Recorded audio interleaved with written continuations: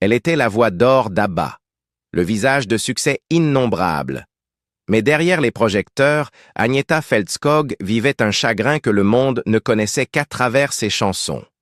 À 75 ans, elle brise enfin le silence. Pour la première fois, elle révèle la vérité sur son divorce douloureux avec Björn Ulvaeus, l'homme qu'elle aimait, et comment leur mariage brisé a donné naissance à l'une des plus grandes chansons de rupture de tous les temps. The Winner Takes It All. Plus qu'un simple tube, c'est devenu leur héritage d'amour et de perte. Aujourd'hui, Agnetha parle du prix de la célébrité, des cicatrices émotionnelles jamais refermées et du courage qu'il lui a fallu pour chanter à travers la douleur. Ce qu'elle partage maintenant changera à jamais la façon dont vous la voyez. Elle et ABBA. Un amour qui a construit ABBA et s'est brisé sous la célébrité. L'histoire d'Agnetha Fältskog et Björn Ulvaeus est bien plus qu'un simple chapitre de l'histoire d'ABBA. C'est le récit de deux jeunes musiciens dont l'amour a fleuri au début de leur carrière et a joué un rôle central dans l'ascension de l'un des groupes pop les plus célèbres de tous les temps. Leur relation fut marquée par la passion, une synergie créative et finalement le poids d'une renommée mondiale qui les mena au chagrin. Agnetha et Björn se sont rencontrés pour la première fois en 1968. Björn, déjà connu en Suède grâce à son groupe folk-pop, les Hootenanny Singers, fut charmé par Agnetha, alors âgée de 18 ans, une étoile montante qui commençait tout juste à faire parler d'elle comme artiste solo. Leur connexion fut immédiate. Tous deux étaient portés par la musique, et tous deux trouvaient l'un dans l'autre non seulement un partenaire romantique, mais aussi quelqu'un qui partageait leurs rêves d'une vie remplie de mélodies et de succès. Leur idylle fut un tourbillon. Malgré leur jeunesse et leur récente notoriété, Agnetha se sentit attirée par la confiance et le charisme de Björn. Il était créatif, ambitieux et déjà respecté dans le milieu musical. Elle apportait chaleur, vulnérabilité et une voix capable de transmettre une émotion profonde. Ensemble, ils se sentaient invincibles. Quelques années après leur rencontre, ils décidèrent de se marier. Le 6 juillet 1971, ils se sont unis dans le charmant village de Verum. La cérémonie fut intime, avec Benny Andersson, partenaire musical de Björn, jouant de l'orgue. C'était le symbole de leur vie personnelle et professionnelle entremêlée. À l'époque, leur amour semblait promis à la grandeur. Ils se complétaient parfaitement. La voix délicate d'Agnetha donnait vie aux chansons de Björn, et leur affection transparaissait dans leurs premières performances. La même année, leur premier enfant, Linda, naquit, ajoutant une nouvelle dimension à leur relation. La parentalité leur apporta de la joie, mais aussi de nouveaux défis, surtout alors que leur carrière était sur le point de prendre un tournant monumental. En 1972, avec Benny et Annifrid Lyngstad, Agnetha et Björn formèrent ABBA. Leur lien, à la fois en tant que couple et musicien, était central dans l'identité du groupe. Les débuts d'ABBA étaient pleins de promesses. Ils sortirent leur premier single, People Need Love, qui, bien que n'étant pas un énorme succès, posa les bases de leur style. Leur grand moment arriva en 1974 lorsqu'ils remportèrent l'Eurovision avec Waterloo. En une nuit, ABBA devint une sensation mondiale. Mais avec la célébrité vinrent les pressions. Alors que la popularité d'ABBA explosait, les exigences en temps et en énergie se multipliaient. Tournées internationales, sessions d'enregistrement sans fin et apparitions médiatiques laissaient peu de place à la vie privée. Agnetha, en particulier, trouvait difficile de supporter la lumière constante des projecteurs. Elle regrettait de ne pas être chez elle avec sa fille et luttait contre l'invasion permanente de sa vie privée. Sa personnalité réservée entrait en conflit avec la curiosité insatiable du public. Björn, bien que soumis aux mêmes pressions, semblait plus à l'aise dans le monde de la célébrité. Il s'épanouissait dans les opportunités créatives offertes par le succès d'ABBA, se concentrant souvent intensément sur l'écriture et la production. Cette différence dans leur façon de gérer la célébrité commença à creuser un fossé entre eux. Tandis qu'Agneta aspirait à la stabilité et à du temps en famille, Björn était de plus en plus happé par l'élan du groupe. En 1977, leur deuxième enfant, Peter, naquit. Pendant un moment, il sembla que leur famille pourrait les ancrer au milieu du chaos. Mais l'agenda d'Abba devint encore plus implacable. Le couple se retrouva souvent sur des longueurs d'onde émotionnelles différentes. Agneta luttait contre une anxiété croissante, la peur de voler et la culpabilité de laisser ses enfants, tandis que Björn s'investissait corps et âme pour maintenir Abba au sommet. Les pressions n'étaient pas seulement externes. À l'intérieur, leur relation commença à se déliter sous le poids de leurs besoins divergents. Agneta, naturellement introvertie, avait besoin de calme et d'espace, tandis que Björn, mu par l'ambition, allait toujours de l'avant. Ils tentèrent de maintenir leur union, mais la connexion émotionnelle qui paraissait autrefois inébranlable commença à s'effriter. De petites disputes se transformaient en querelles fréquentes et les moments de tendresse se faisaient rares. L'un des signes les plus clairs de leur éloignement apparut lors des tournées d'Abba. Être sur la route signifiait des semaines, parfois des mois, loin de chez eux, et chaque voyage laissait des traces. Le couple rentrait souvent pour découvrir que leurs enfants avaient grandi ou changé d'une manière qu'ils avaient manqué, approfondissant la tristesse d'Agneta. Elle se sentait déchirée entre son rôle de mère et celui d'artiste. Björn, bien que compréhensif, ne pouvait pleinement saisir la profondeur de son conflit intérieur. À l'approche de la fin des années 1970, leur relation atteignit un point de rupture. Malgré leurs efforts pour continuer pour le bien du groupe et de leur famille, ils décidèrent de se séparer fin 1978. Ce fut une décision douloureuse, rendue encore plus difficile par le fait qu'ils devaient continuer à travailler ensemble. Leur divorce fut finalisé en 1980, mais ils restèrent engagés dans Abba pendant encore quelques années. Les raisons de leur séparation étaient complexes. Ce n'étaient pas seulement les pressions extérieures de la célébrité, bien qu'elles aient été importantes. C'était aussi une question d'éloignement progressif. Deux personnes tombées amoureuses, jeunes, qui avaient construit un monde ensemble, mais qui finalement découvrirent que leurs chemins n'étaient plus alignés. Björn décrivit plus tard la rupture comme « à l'amiable », disant qu'ils s'étaient simplement éloignés. Mais pour Agneta, le choc émotionnel fut bien plus grand. Elle avait besoin de temps pour guérir, pour se retrouver en dehors du groupe et de la relation. Malgré la fin de leur mariage, leur héritage commun au sein d'Abba continua à prospérer. La musique qu'ils avaient créée ensemble, née de l'amour, des luttes et d'une passion artistique, devint intemporelle. Leur relation, avec tous ses hauts et ses bas, fut tissée dans la trame de l'histoire d'Abba.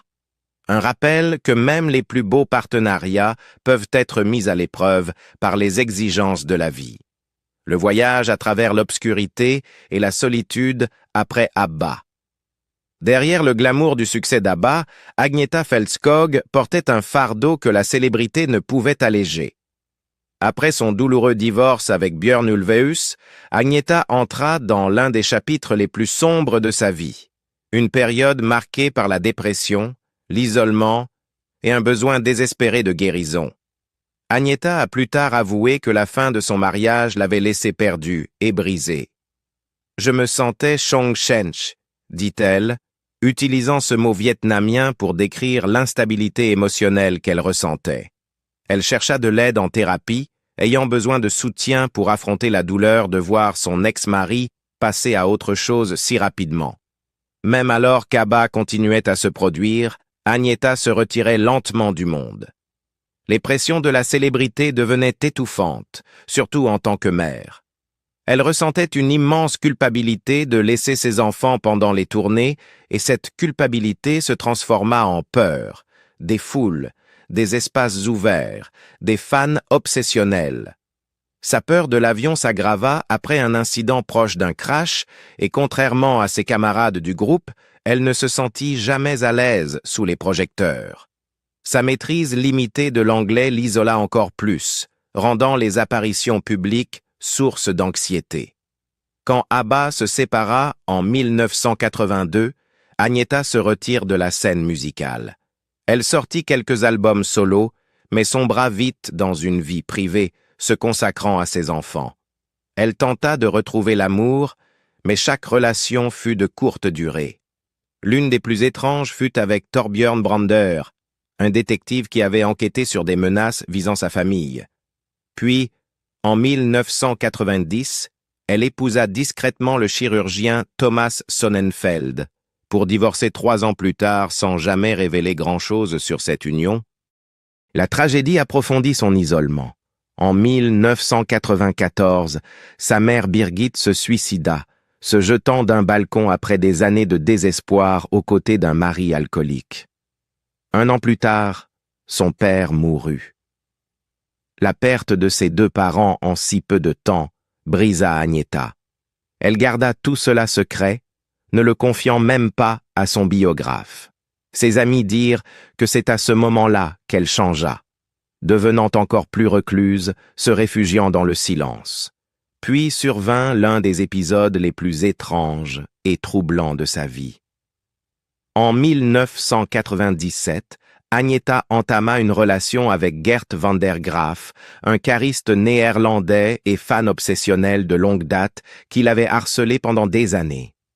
Van der Graaf avait déménagé des Pays-Bas en Suède uniquement pour être près d'elle, achetant une maison dangereusement proche de son domaine rural sur l'île d'Ekerö. Malgré les signes évidents de danger, Agnetha, vulnérable émotionnellement, se sentit étrangement attirée par sa fixation intense. « Il était tellement obsédé par moi que je n'ai pas pu résister », confessa-t-elle plus tard, décrivant comment son attention incessante lui avait donné le sentiment d'exister à un moment où elle était profondément seule. Au début, cette relation lui apporta une sorte de réconfort étrange, mais elle tourna vite au cauchemar. Le comportement de Van der Graaf devint de plus en plus possessif et instable. Ses proches s'inquiétaient, mais Agnetha, connue pour sa nature confiante, ignora d'abord les avertissements. Finalement, la situation devint insoutenable. Il devint violent, autant psychologiquement que physiquement, et Agnetha dut faire appel à la police.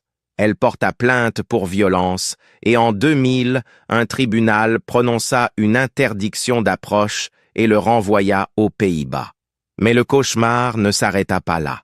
Van der Graaf viola plusieurs fois cette interdiction. En 2003, il retourna en Suède et fut aperçu près de sa propriété, ravivant ses peurs. Il fut de nouveau arrêté, et en 2006, après des actes de harcèlement répétés, il fut définitivement interdit d'entrer en Suède. Malgré ces mesures, les cicatrices psychologiques de cette relation demeurèrent. Agnetha devint encore plus recluse, se retirant davantage dans la sécurité de son monde privé. Cette période troublante renforça sa peur du public et sa méfiance envers les inconnus. Elle mit aussi en lumière le côté sombre de la célébrité. Comment l'adoration peut parfois se transformer en obsession, laissant des séquelles durables. L'expérience avec Van der Graaf ne fut pas qu'un épisode étrange de sa vie, mais une épreuve traumatisante qui façonna ses années suivantes, lui faisant désirer la paix et l'anonymat plus que jamais. Après cela, Agnetha se réfugia encore plus profondément dans la campagne suédoise, construisant une maison entourée de nature, loin du chaos de la gloire. Les voisins la voyaient rarement, et elle était souvent seule. « Je veux être seule », déclara-t-elle un jour en interview, faisant écho à Greta Garbo, une autre star suédoise qui trouvait la célébrité insupportable. Pendant des années, elle ne chanta plus et n'écouta même plus de musique. L'interprète vibrante qu'elle avait été devint l'ombre d'elle-même. Mais en 2004, elle surprit le monde en sortant My Coloring Book, un album de reprises de chansons de sa jeunesse. Ce fut un projet discret, introspectif, mais il resta 25 semaines dans les charts suédois. Avec ce renouveau créatif, elle trouva un bref bonheur auprès de l'homme d'affaires Bertil Nordström. Il lui acheta même une maison, mais leur relation prit fin après 3 ans. Depuis, Agneta a choisi une vie paisible, vivant près de sa fille Linda et de ses petits-enfants sur l'île d'Ekerö, près de Stockholm. Elle ne cherche plus la lumière et voit rarement Frida, son ancienne coéquipière. « Nous sommes tellement différentes », dit-elle de leur relation. Bien qu'elle ait traversé plus que sa part de tragédie, Agneta a trouvé du réconfort dans la simplicité. Le yoga, la méditation, les promenades avec ses chiens et le temps passé en famille. Elle n'a plus peur d'être vue comme une recluse. « Je mène une vie normale », affirme-t-elle, savourant le calme après des années de tumulte. Son retour à la musique en 2013 avec l'album « A » marqua une nouvelle étape dans sa guérison. Travaillant avec le producteur Jörgen Elofsson, elle redécouvrit sa voix, maintenant empreinte de l'expérience d'une vie pleinement vécue. « Je ne pensais pas pouvoir encore chanter comme ça, » dit-elle, « mais je l'ai retrouvée. Elle est toujours là. » À travers toute la douleur, le chagrin, la peur, la solitude, Agneta Fältskog est restée résiliente. Son histoire est celle d'une survivante, un témoignage de la lumière retrouvée après l'obscurité et de la musique après le silence. Comment ils ont transformé leur divorce difficile en un hit au sommet des charts. Derrière leur rupture douloureuse, un tube intemporel est né, et des cendres d'un amour perdu, The Winner Takes It All, s'est élevé pour captiver des millions de cœurs. Pour la plupart des fans d'ABBA, The Winner Takes It All est la chanson de rupture parfaite. Ce que certains ignorent, c'est que son authenticité provient directement de la situation réelle du groupe.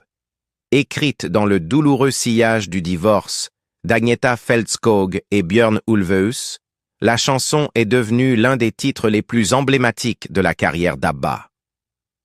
Dans ABBA Against the Odds, un documentaire diffusé en avant-première le 11 mai sur CW, les spectateurs sont ramenés en 1980, l'année où le groupe enregistra The Winner Takes It All. Le documentaire révèle à quel point le processus fut émotionnellement éprouvant, en particulier pour Agneta, qui dut chanter des paroles inspirées de son propre chagrin. Une chose que nous avons apprise, c'est que tout commence par une chanson, déclare Björn Ulvaeus, aujourd'hui âgé de 79 ans, dans le film. La grande musique naît de l'expérience humaine, des émotions profondes. Écrire des paroles, c'est quelque chose entre un poème et une mélodie. Cela évoque non seulement une ambiance, mais parfois aussi des images en moi. Ulvaeus présenta les paroles en studio peu après son divorce avec Agneta, avec qui il avait 2 enfants. La connexion entre les membres du groupe et la chanson fut immédiate. Agneta, aujourd'hui âgée de 74 ans, se souvient « Je suis quelqu'un de très sensible et j'ai vraiment essayé de mettre mon expérience de vie, mes sentiments, tout, dans cette chanson. » Traverser un divorce est difficile, comme quiconque l'ayant vécu le sait, ajoute Björn. Cela occupait bien sûr mes pensées. Mais il n'y avait pas de vrai gagnant dans notre cas. The Winner Takes It All figure sur leur album Super Trooper de 1980, une époque où non seulement Björn et Agneta, mais aussi Benny Andersson et Annifrid Lyngstad faisaient main de face à l'effondrement de leur propre mariage. Lyngstad confie « Ce n'était pas juste de la musique, c'était aussi de l'amour, une vie vécue ensemble, d'une certaine manière, tous les 4. » Benny ajoute « C'était puissant. Une de nos meilleures, je pense. » Initialement intitulée « The Story of My Life », la chanson fut conçue lors d'une retraite sur l'île de Vigo en 1979.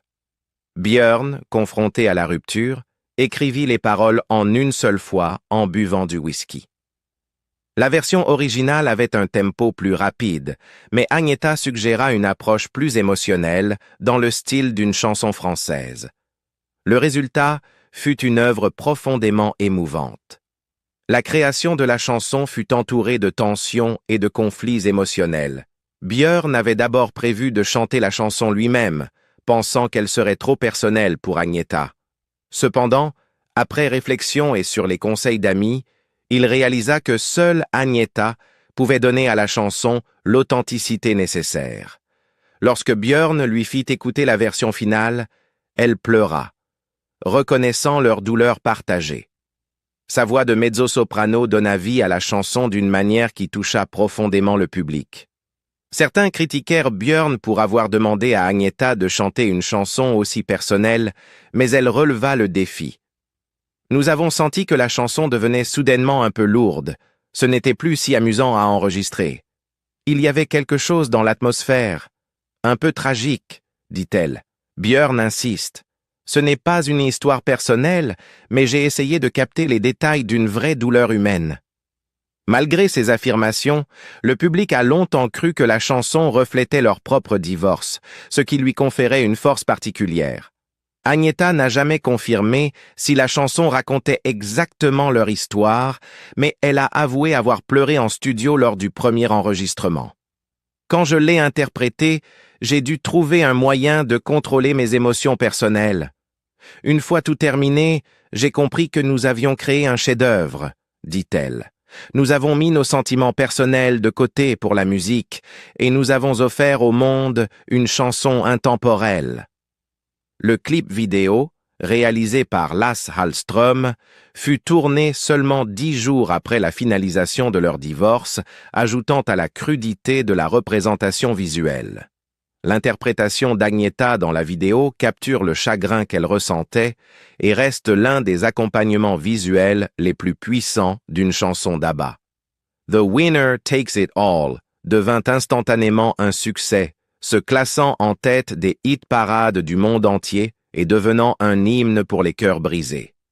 En 1999, elle fut élue chanson préférée d'ABBA au Royaume-Uni et en 2006, Channel 5 la désigna comme la plus grande chanson de rupture de tous les temps. Après la séparation d'ABBA en 1982, la chanson prit une nouvelle vie. En 1999, Mamma Mia, une comédie musicale basée sur les tubes d'ABBA, débuta à Londres et inclut la chanson dans une scène bouleversante. Le succès de la comédie musicale mena à une adaptation cinématographique en 2008, avec Meryl Streep interprétant la chanson dans une scène qui fit pleurer les spectateurs. La musique d'ABBA, et en particulier The Winner Takes It All, a traversé les générations. Elle reste un symbole de vérité émotionnelle, de génie musical et de la capacité à transformer la douleur personnelle en art universel. La chanson, bien qu'issue d'un chagrin, parle à tous ceux qui ont connu la perte, ce qui la rend intemporelle. Ces dernières années, ABBA est revenu sous les projecteurs. En 2022, ils sont apparus ensemble à la première de leur concert virtuel Voyage, célébrant leur premier album en 40 ans. Björn a laissé entendre que ce serait une fin nouvelle et heureuse pour ABBA. Peut-être que les avatars sont la fin que nous méritons. En 40 ans, The Winner Takes It All reste l'un des plus grands accomplissements d'ABBA. Né du chagrin, devenu un hymne mondial, c'est un témoignage du pouvoir durable de la musique. Pour Björn et Agneta, ce fut une façon de transformer la peine intime en un cadeau pour des millions de personnes. Une chanson qui continue de toucher les cœurs partout dans le monde.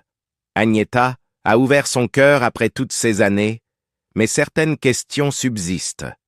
The Winner Takes It All n'était-elle qu'une chanson, ou était-ce sa manière de partager un chagrin que nous ne comprendrons jamais totalement? Dites-nous ce que vous en pensez dans les commentaires. Et si cela vous a plu, aimez, abonnez-vous et restez avec nous pour plus d'histoires comme celle-ci.